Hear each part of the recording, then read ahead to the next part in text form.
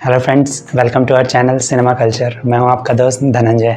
For any good film to be made you need a vision, and to make a great film vision के साथ साथ execution भी चाहिए। Film makers like S Rajamouli, Sanjay Leela Bhansali, Shankar and Mani Ratnam, we don't call them mere directors, we call them visionaries. And here comes another visionary, Vidyadhar, who wants to bring us some unique concepts through his storytelling. Though critically acclaimed short films करने के बाद he comes with his debut full-length movie Gami. Trailer of the movie was very promising. क्या movie भी promising है? Let's find it out in this video. Shankar played by विश्वक सेन एक अघोरी है जिसको कि एक रेयर हेल्थ कंडीशन है ऑफ ह्यूमन टच, और उसका इलाज सिर्फ हिमालय में मिलने वाले एक मशरूम पौधे से ही हो सकता है जो हर 36 सालों में एक बार ही उगता है। और शंकर उसकी तलाश में हिमालय की ओर निकल पड़ता है, और इस जर्नी में उसका साथ देती है जानवी प्लेड बाय चांदनी चौधरी, जो कि एक माइकोलॉजिस्ट है, and she is also in the search of same mushroom plant in the Himalayas. Shankar की स्टोरी के साथ we get to see two more subplots in the movie. A teenage boy played by Mohammad Samad, जो कि एक human research lab में कैद है और वो वहाँ से निकलने की कोशिश कर रहा है। Also we see another story of a woman Gauri played by अभिनया and her daughter Uma played by Harika. क्या ये तीनों स्टोरीज एक दूसरे से कनेक्टेड हैं या ये तीनों कैरेक्टर्स एक दूसरे से रिलेटेड हैं?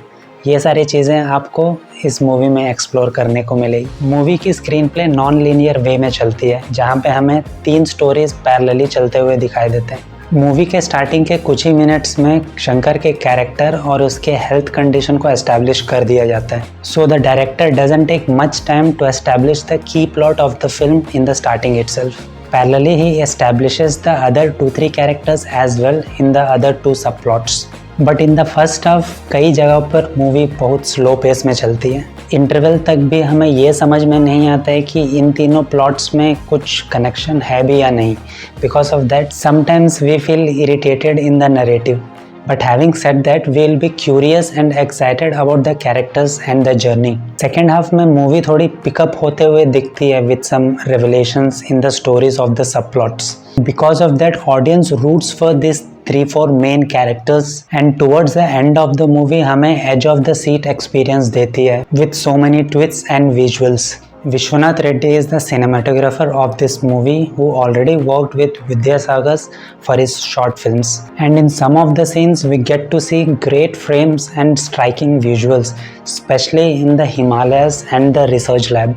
And I am damn sure इस मूवी के बाद विश्वनाथ रेड्डी को बड़े ऑफर्स आना स्टार्ट हो जाएंगे। Let's talk about most interesting topic, VFX. Let me tell you first one thing, and I know many people are not aware of this, but the whole VFX department is of 4 to 5 people, and most of them are actually freelancers. Sunil Raju Chinta, who is a visual effects supervisor of this movie, he already worked with Vidyasagar on both of his short films, and he only handled the VFX. इतनी छोटी VFX team और इतने कम budget होने के बावजूद भी we get to see very good VFX work in the movie.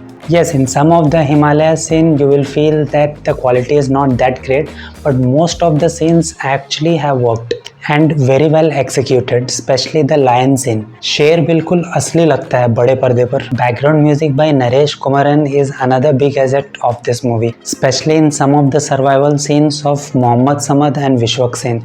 First time full length movie director Vidyadhar ने एक यूनिक कॉन्सेप्ट को नॉन लीनियर नैरेटिव में हमारे सामने लाने की कोशिश की है, and I must say he deserves appreciation and applause for his vision and execution. पूरी मूवी देखने के बाद मुझे ऐसा लगा कि डायरेक्टर विद्याधर जानते थे कि मूवी की नरेशन थोड़ी स्लो हो सकती है एंड कॉन्सेप्ट भी मास ऑडियंस को शायद अपील ना करे, but he still went with the same concept and execution, and I appreciate him for being true to his vision, और वो स्क्रीन पर दिखता भी है। हैविंग सेड दैट, मूवी में कुछ जगहों पर लॉजिक मिस होते हुए नज़र आते हैं, specially in some of the survival scenes, और कुछ कैरेक्टर्स अनएक्सप्लेन रह जाते हैं, जैसे कि जानवी की स्टोरी और उसका मोटिव से हम कनेक्ट नहीं हो पाते। But I think director didn't want to give much focus to these characters in the narrative, क्योंकि मैंने विद्याधर की दोनों शॉर्ट फिल्म्स वरा और वैत्रानी देखी है, and I can feel that he has some unique taking and execution to the stories he make. I really suggest you to check out both his short films and let me know about your thoughts. Mainly हमें इस movie में 5 important characters देखने को मिलते हैं. Abhinaya as devadasi and a mother of young girl is very impressive and as usual उन्होंने बेहतरीन performance दिया है. शायद काफ़ी लोग हैं जो अभिनय के बारे में नहीं जानते हैं इज़ दैट शी इज़ डम एंड डफ.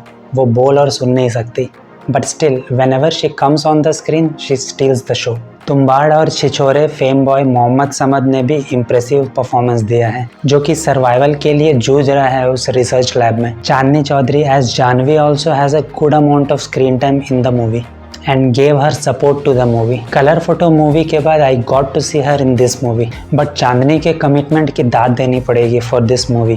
She used to not drink much water throughout the day while shooting in the Himalayas to avoid going washroom because there were no caravans, no washrooms, and she had to wait until they had pack up in the evening. Kudos to her and her commitment. For me, the surprise was Harika in the role of Uma. जिस तरह इस movie में उसने perform किया है, in some of the scenes she stole the show.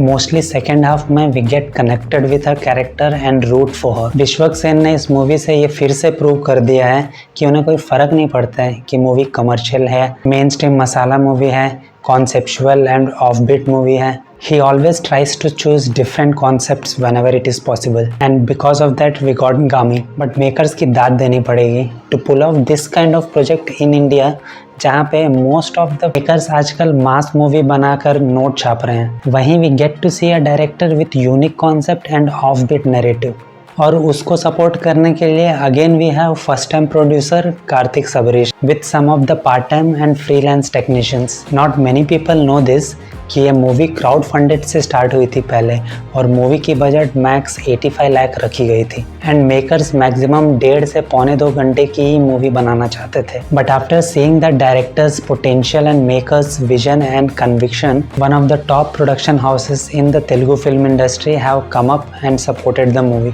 So movie अच्छी है. I like the movie for its concept and execution. But having said that, movie is not perfect because of slow narration in some of the areas in the first half. काफ़ी लोग अब इस movie के slow pace के बारे में ज़रूर बात करेंगे, बट अगर ऐसे ही कोई स्लो नरेशन मूवी हॉलीवुड से निकल कर आती है जैसे कि द रेवेनेंट, तो उसे ज़रूर अप्रिशिएट किया जाता है. Every Indian film should not be compared with the Hollywood films, and having said that, we also should not give the excuse of budget anymore, because not all the big budget movies from Hollywood work anymore. Neither small budget movie from Indian cinema flop anymore. Because अगर budget ही major factor होती तो आज Marvel और DC की हर movie hit होती और आदि पुरुष इंडिया की सबसे बेस्ट मूवी होती. But small movies like Hanuman, Kantara, Bramayugam proved that budget doesn't even matter now if you have a great vision and a good team to execute your vision. We can always learn from Western filmmakers and get inspired. If our SS Rajamouli says he is inspired by Mr. James Cameron and Steven Spielberg, the same Mr. Steven Spielberg says he is inspired by Mr. Satyajit Ray. Anyways, coming to this movie, finally Gami is an offbeat movie with a unique concept executed in a non-linear storytelling, and slow paced होने के बावजूद भी movie हमें impress करती है with its technical brilliance and captivating storytelling. Audience who don't mind slow narrative and want to experience unique storytelling, then you can give it a shot. And if you already watched the movie, please let me know how did you like the movie. That's all in this video. If you like this review, please consider giving a thumbs up, and if you are new to the channel and wants to see these kinds of reviews, then please subscribe it. See you in the next video. Till then, take care. Bye.